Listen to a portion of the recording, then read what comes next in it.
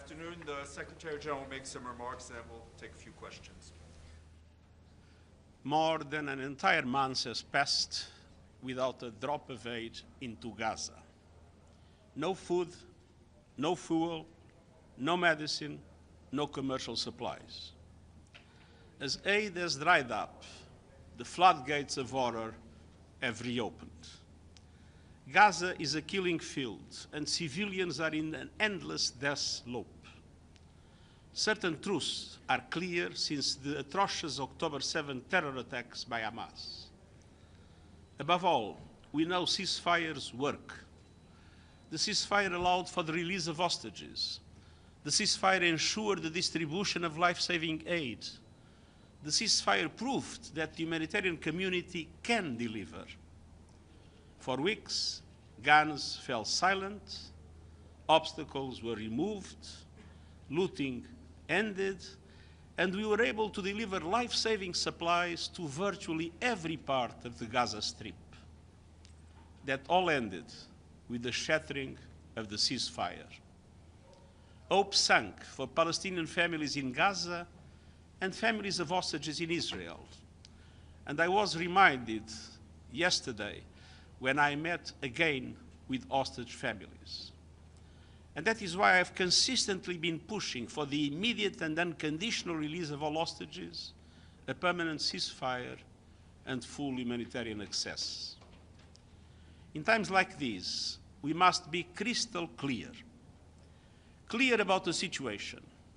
With crossing points into Gaza shut and aid blockaded, security is in shambles and our capacity to deliver has been strangled. And as the heads of UN humanitarian organizations declared in a joint statement yesterday, and I quote, assertions that there is now enough food to feed all Palestinians in Gaza are far from the reality on the ground, and commodities are running extremely low. End of quote. We must also be clear about the obligations. As the occupying power, Israel has unequivocal obligations under international law, including international humanitarian law and international human rights law. Article 55, paragraph 1st of the Fourth Geneva Convention provides that, and I quote, the occupying power has the duty of ensuring food and medical supplies of the population. End of quote. Article 56, paragraph 1 of the Fourth Geneva Convention provides that, and I quote, the occupying power has the duty of ensuring and maintaining the medical and hospital establishments and services, public health and hygiene in the occupied territory. End of quote. It further states that medical personnel of all categories shall be allowed to carry out their duties. And Article 59, paragraph 1st of the Fourth Geneva Convention provides that, and I quote, if the whole or part of the population of an occupied territory is inadequately supplied, the occupying power shall agree to relief schemes on behalf of the said population that shall facilitate them by all means at its disposal. End of quote. None of that is happening today. No humanitarian supplies can enter Gaza. Meanwhile, at the crossing points, food, medicine, and shelter supplies are piling up and vital equipment is stuck. International humanitarian law also includes the obligation to respect humanitarian relief personnel. And I want to say a special word about those humanitarian heroes in Gaza. They are under fire and yet doing all they can to follow the path they choose to help people. UN agencies and our partners are ready and determined to deliver. But Israeli authorities' newly proposed authorization mechanisms for aid delivery risk further controlling and callously limiting aid down to the last calorie and grain of flour. Let me be clear. We will not participate in any arrangement that does not fully respect the humanitarian principles, humanity, impartiality, independence, and neutrality. Unimpeded humanitarian access must be guaranteed, and humanitarian personnel must be given the protection that they are accorded under international law. The inviolability of United Nations premises and assets must be respected. And I call once again for an independent investigation into the killing of humanitarians, including UN personnel. We must stick to our core principles. Member states of the United Nations must adhere to their obligations under international law. And there must be justice and accountability when they do not. The world may be running out of words to describe the situation in Gaza, but we will never run away from the truth. The current path is a dead end, totally intolerable in the eyes of international law and history. And the risk of the occupied West Bank transforming into another Gaza makes it even worse.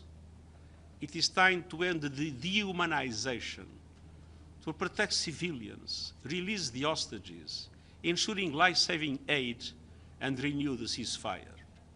Thank you.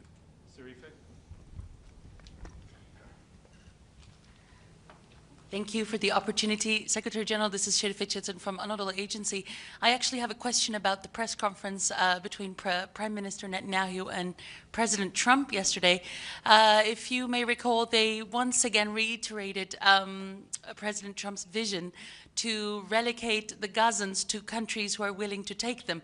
So I just want to know if you think this is forced displacement, and isn't that a war crime? And if I may just ask one additional question. Prime Minister Netanyahu, actually in a rather pitiful way, said that the Gazan people are locked in Gaza. I just want to know, in your opinion, who is locking the Gazan people in there? For example, is the UN able to, carry out urgent medical evacuations if they want to? Is this a possibility right now in Gaza? Thank you. Palestinians must be able to live in a Palestinian state side by side with an Israeli state. That is the only solution that can bring peace to the Middle East. Medical evacuations are absolutely essential, and everything must be done to increase the number of medical evacuations. And forced displacement? Sorry? Forced displacement? I mean, sending the Gazan people to other countries? As I said, Palestinians have the right to live in Palestine, in a Palestinian state, side by side with the Israeli state. To be forced to be moved away is something that is against international law. Thank you very much, Mr. Secretary-General. As I'm sure you have been reading, President Trump has imposed widespread tariffs on almost every country in the world. I wonder if you could give us your reaction to this, and are you concerned that this could lead to a global economic recession? I've been clarifying my position about this issue time and time again. Trade wars are extremely negative. Nobody wins with a trade war. Everybody tends to lose. And I'm particularly worried with the most vulnerable developing countries, in which the impact will be more devastating. I sincerely hope that we will have no recession, because a recession will have dramatic consequences, especially for the poorest people in the world. Gabriel? Mr. Secretary-General, Gabriel Elizondo from Al Jazeera English. In your remarks just now, you said the world may be running out of words to describe the situation in Gaza. However, much of the world does have a word to describe what's happening in Gaza, and that word is genocide. You have been consistent over the last 18 months that you feel it's up to a relevant international court to determine if a genocide is taking place in Gaza. However, my question, sir, is, do you understand how so many people around the world do look at what's happening in Gaza as a genocide? I think that the situation is sufficiently horrible not to be worried with the semantics. There is a competence of the International Court of Justice, and the International Court of Justice was seized exactly in relation to that. And the International Court of Justice is a body of the UN, and I respect the decisions of the International Court of Justice. But as I said, the situation is absolutely horrible. There is no doubt about that. Abdelhamid.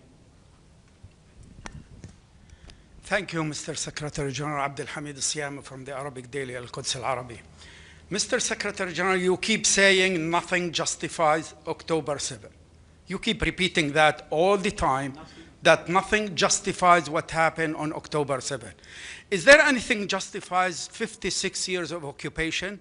Is there anything justifies the settlement activities? Is there anything justifies bulldozing many thousands of Palestinian homes? Is there anything justifies the invasion of Jerusalem and not allowing Palestinians to go to the Holy Mosque?